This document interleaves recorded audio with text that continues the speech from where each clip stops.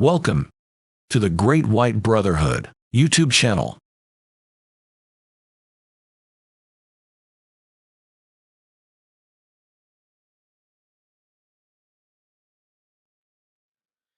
Hello again. I thought I'd come back pretty much right away, obviously, with another video on this one to do with, this one to do with the law of attraction, manifesting reality, creating your own reality, all that kind of thing. This one is fairly long, 4 pages of this document anyway, but it's an excellent message from Bob to this person's question. So let's dig right into it because it's going to be a bit of a long one. So the question from the person: for God to resolve one's problem requires one to not acknowledge it as a problem in the first place. If I have understood this correctly, is this not a form of self-delusion? If God is a conscious force, then why can it not interpret a prayer the way it ought to be, in a straightforward manner? Why exactly must I pretend that I have already acquired employment and send prayers of thanks for that which has not been actualized? The applicability of the law of attraction within the context of prayer strikes me as a type of disassociation. What purpose does prayer serve when I can simply delude myself? So Bob replied back: if I write anything that shocks or insults you, please accept that it is not with this in mind that I reply. In order to understand cosmic consciousness, advanced physics, you must chuck away any preconceived ideas about how life works. Chuck away any notions of counterintuitiveness. The way that life actually works is quite different. God is not a being that thinks as we think. God is the force that creates or created all that exists. That is all. God does not think in any way that we do. When we do anything that we think involves God, we are actually involving ourselves in the process. We have the power to influence life when we know how, because we are all that exists. You are all that exists, so you can influence life to your advantage or detriment by your attitude toward to processing. Sorry, say that. Let me say that again. You are all that exists, so you can influence life to your advantage or detriment by your attitude to processing your attitude to life. So, in simple terms, if you can accept that the perfect job for you exists, all you need to do is make it appear in your reality. We create our own realities and co create, obviously, as we are all that exists. So we have total power over what does or does not happen. When we can realize that, then there is nothing stopping us from obtaining what we want or think we want. The term for that is faith. Not faith in a mealy mouthed religious sense, but as a hard, feet on the ground certainty that we can manipulate life as we want. A simple example is swimming. If you can swim, you can dive into a pool of water and know you will not sink. You don't have to beg God not to let you sink. You have power over the water, over the gravity that will try to drag you under. That is the sort of faith that I am talking about.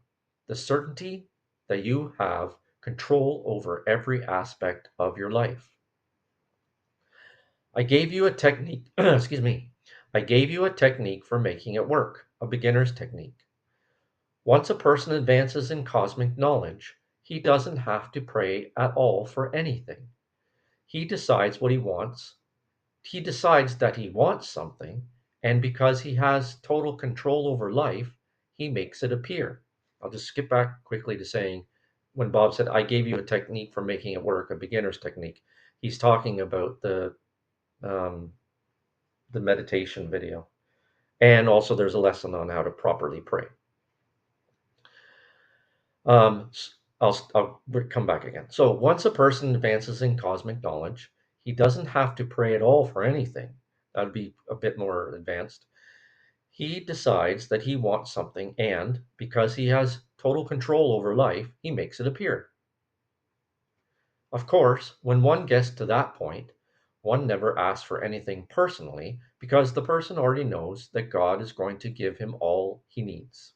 So he manipulates reality to help others. The problem is that if you don't think that it will work because you create your own reality, it doesn't. If I dived into a pool of water and decided that I could not swim, I would sink. It's knowing that I can swim that allows me to swim. In a nutshell, that in a nutshell is how life works.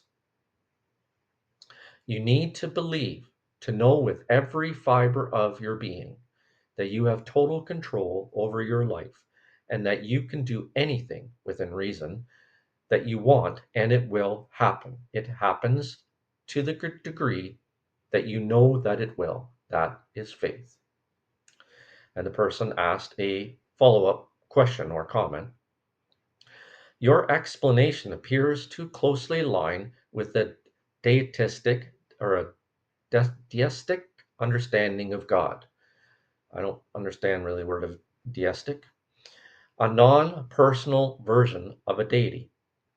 I also sense that your understanding of faith is synonymous with self belief that my situation can change simply with a mindset shift towards conviction, abundance, and positivity. The only issue I have with your use of the term faith is that it is simply a label, devoid of actual divine substance. In fact, it doesn't even look like any sort of divine intervention is possible with your perspective. This is because, at root, the law of attraction only works if we engage in our own rescue mission. So, Bob, what role does God play in reality when, ultimately, the only thing that can attract what we want and need is our own efforts and radical shift in perspective? Moreover, isn't the law of attraction radically limited by our circumstances? Which is to say that no matter how much conviction we imbue in ourselves, reality may not cater to it anyway, since reality does not care about how we feel. If you could clarify, please. Your explanations are much appreciated. Reply from Bob. The problem is that people have been brainwashed by religions to think of God as a supreme person with absolute power over us, the power to send us to heaven or send us to hell.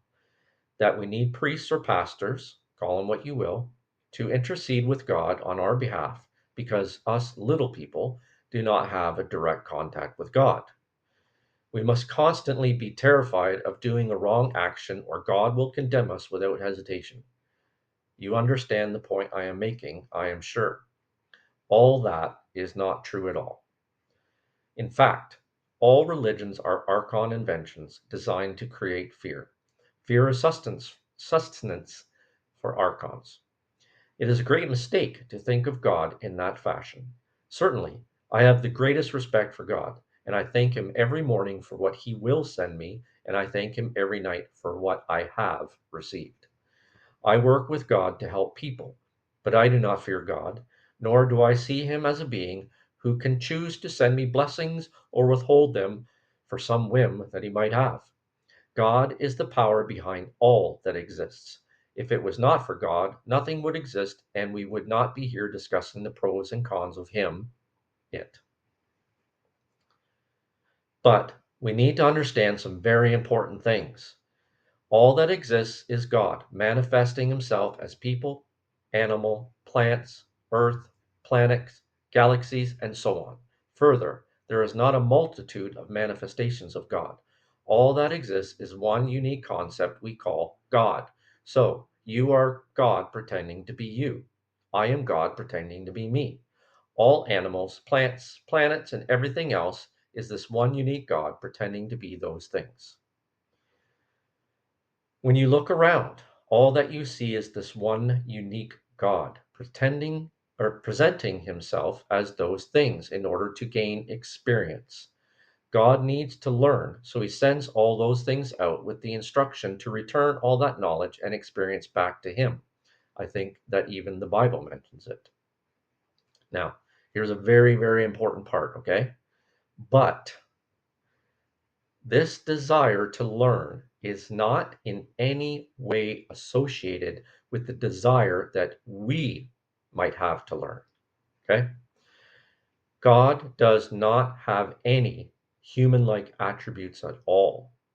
His desire is to learn, his desire to learn is to be able to adapt life so that it continues. That is all. That's very, very important to understand. Our day-to-day life and experiences and all that, the things that we find important for us, that we want to learn and do, and our desires, our wants, not those are most of that is not what God is looking for. It's as Bob said right here, it's very important. This desire to learn, God's desire to learn, is not in any way associated with the desire that what we might have to learn. God's desire is to be able to adapt life so that it continues. Life continues, creation continues. That's all that matters. So, like it or not, you are the absolute totality of God, not a part of God, not a child of God. You are the totality of God. You have the totality of God associated with you. This may sound blasphemous, but it is a great truth that has been kept from the peoples of the world for long ages by the archon run religions, because life would dramatically change if we could realize that we are God, that we, each and every one of us, and of everything else, are the total of every part of the universe, not just a tiny speck of it or with it. We are all that exists, not collectively. You are all that exists. I am all that exists. All that is God. If, for any reason, you could be made to not exist, the whole of the universe would cease to exist because you and the universe are one and the same. This is very difficult to understand. Would not blame you for rejecting it, but it is the truth that you will be able to appreciate one day as you progress towards perfection. I don't mean that in any disrespectful way, but it is a truth that few people understand. Now, religions.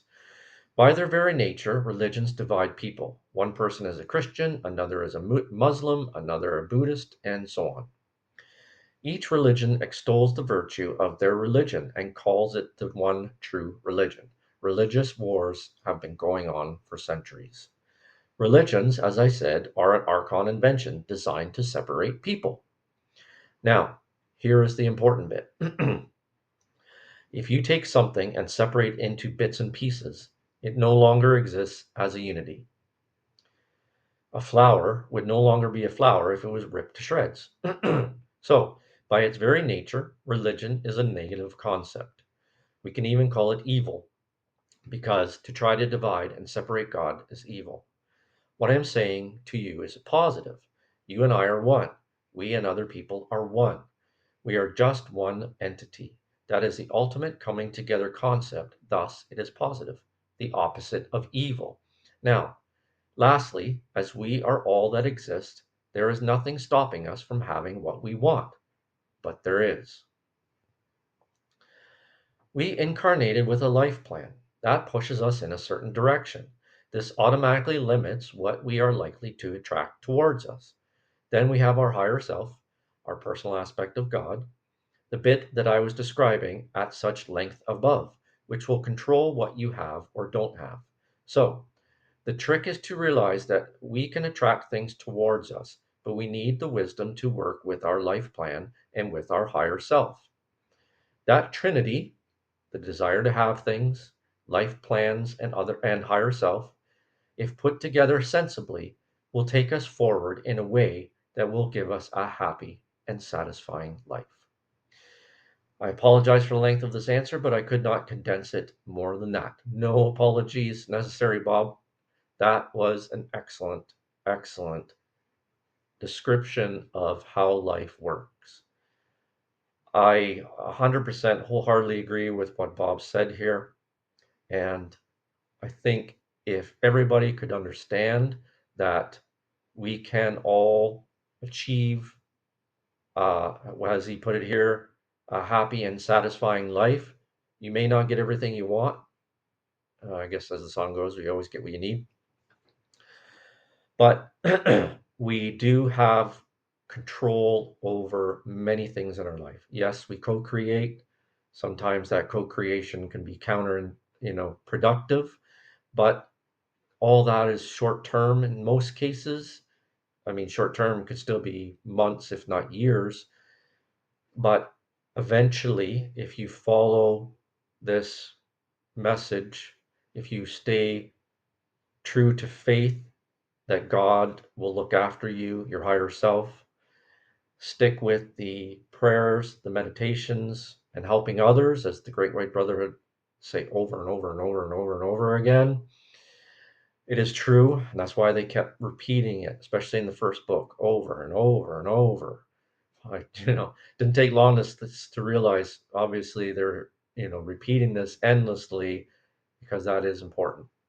Prayer, meditation, and helping all life when it's appropriate, when you can, will eventually lead you to a life that you will be happy and satisfied.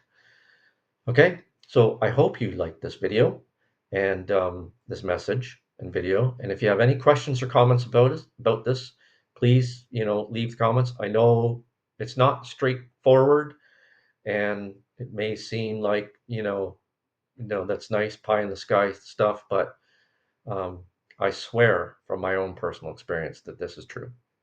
Uh, Additionally, very close to finishing up this book on the YouTube comments, so it will be released early in next month, probably the first few days of next month, or maybe the very last day of this month. But regardless, it's going to be released, so that's good. And once I'm ready to release it, I will make another video about the release. Okay, so thank you very much for watching, and I'll see you on the next video. Thank you for watching this video. Please visit our website at thegreatwhitebrotherhood.org for free books and lessons to help you on your spiritual journey.